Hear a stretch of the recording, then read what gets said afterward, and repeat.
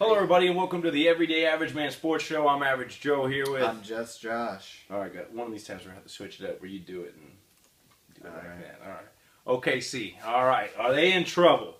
We got the Mavs owner stating, Mark Cuban, obviously, stating that if he was the Thunder, he would tank. What's your thoughts on that? I actually think he has a point here. I think they have a narrow window of time with Kevin Durant and Russell Westbrook on that team.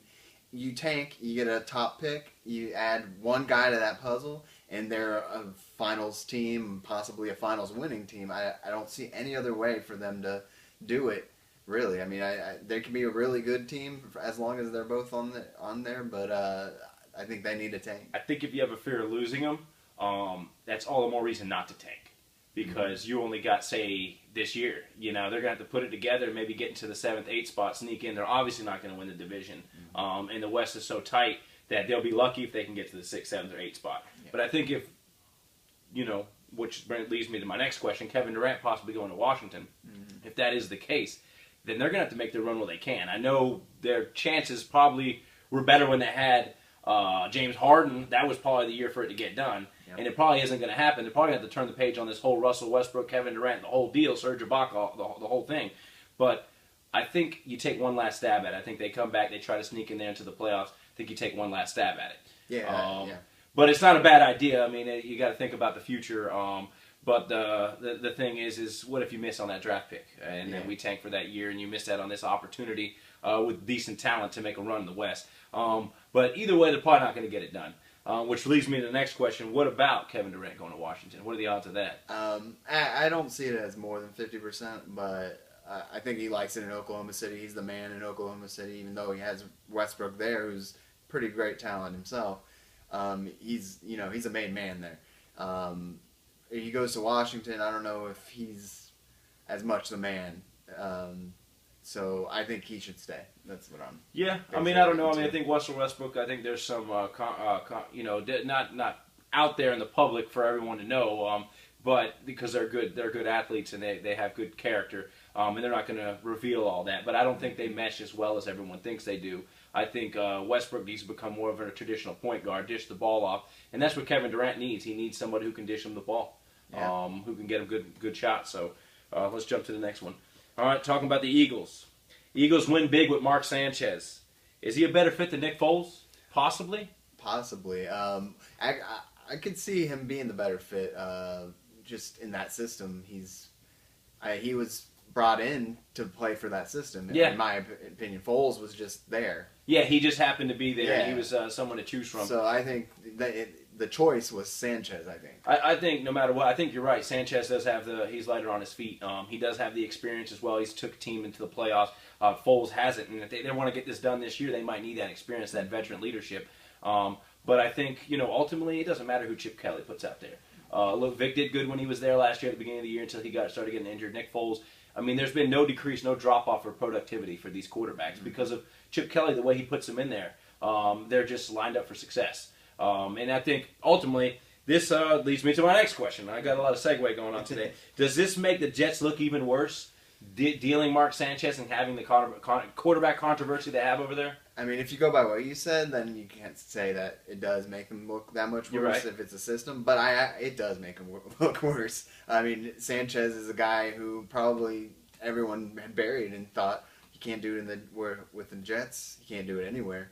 But he's doing it. I mean, he looks good. And he has career game. Yeah, he's going to get another contract if he doesn't end up staying the starter in Philly. He's going to get another shot. Yeah, he might most likely career resurrected, and the Jets look terrible. Yeah, and I think with Michael Vick was able to roll over Pittsburgh this week, so puts him back up on the high horse a little bit. But I think it's a mixture of coaching and GM. If we go off what we talked about last week, I think it's a mixture of both. But like I said, I don't think it's a GM. I think he puts the talent on the board. Like I said, look, Mark Sanchez was there last year, and they couldn't do nothing with it. Mm-hmm. So that just proves my point even further. Right. Alabama over Mississippi State. What's the outcome of that, winning in Tuscaloosa? Yeah, well, you tell me first. You go first. To be honest, I think that Alabama wins. I don't think Alabama's a strong team this year. I still could see Alabama losing later on and fudging a way to get out of the college football playoffs. But in Tuscaloosa, as strong as Alabama is, Mississippi State comes limping in. Their quarterback's hurt. They're just due for a loss and due for an upset. I think you don't go into Tuscaloosa and beat Alabama. I think I read Vegas odds like 73% that Alabama wins that game, and to me it's 90. Right. I think it's a very slim chance, 1 out of 10, that Mississippi State walks out of there. Yeah, I think, man, Alabama winning last week, like, I think, yeah, they'll win this week. I mean, beating LSU like that, they're really feeling good, and they think they probably could beat anybody now. You got to keep in mind, at the beginning of the year, they had the Sims guy in there, their freshman quarterback, the senior quarterback, and now they went to Blake Sims, which I think he's a better quarterback. So right, but there is a flaw if this is a close game again. Alabama's field goal kicker is terrible. Like, he's like less than 50%.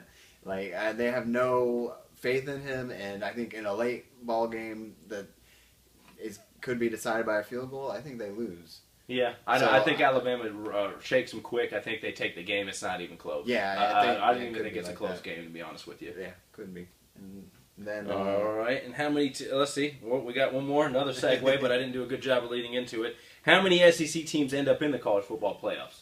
See, I'm going to go with just one, and I think that Florida State will make it no matter what. Then you got whoever wins the SEC will make it. Yeah. But with Auburn stunningly losing, and I think Mississippi State could lose 2 more games. They might go with just 1 loss, and they might make it in.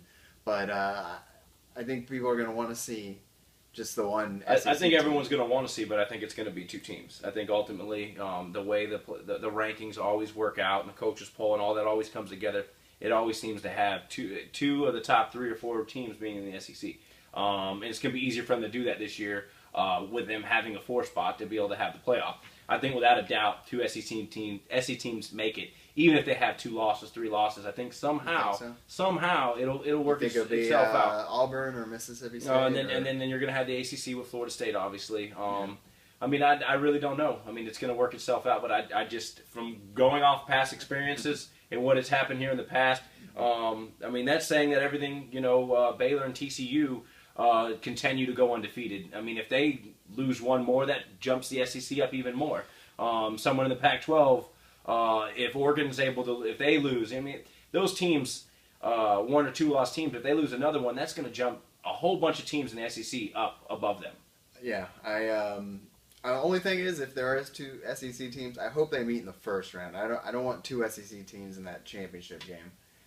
Yeah, that would be nice. That would be nice. I mean, especially seeing that you already have an SEC conference playoff for the championship. Right. You're going to see that. You don't need to see them right after.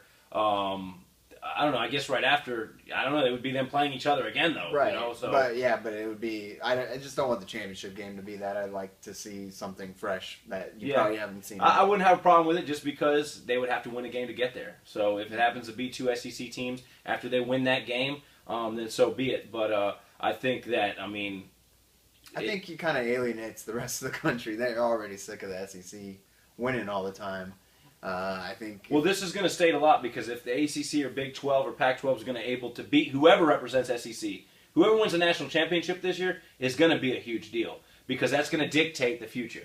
SECs won't get so much props if an ACC team comes in and wins again. You know what I'm saying? Right. SEC's not. I mean, look at Texas A&M. They come in. They did really good their first year coming out of the Big 12, and so did Missouri did too. Yeah. So those are already things that you can throw at the SEC and say, look, you guys aren't that great. Texas A&M came in and look what they did. Mm-hmm. And then if this happens this year, that ACC wins again or Pac-12 or Big 12 wins again, wins in not SEC, then it's going to more fuel to the fire, right. And I think things will start changing. Yeah.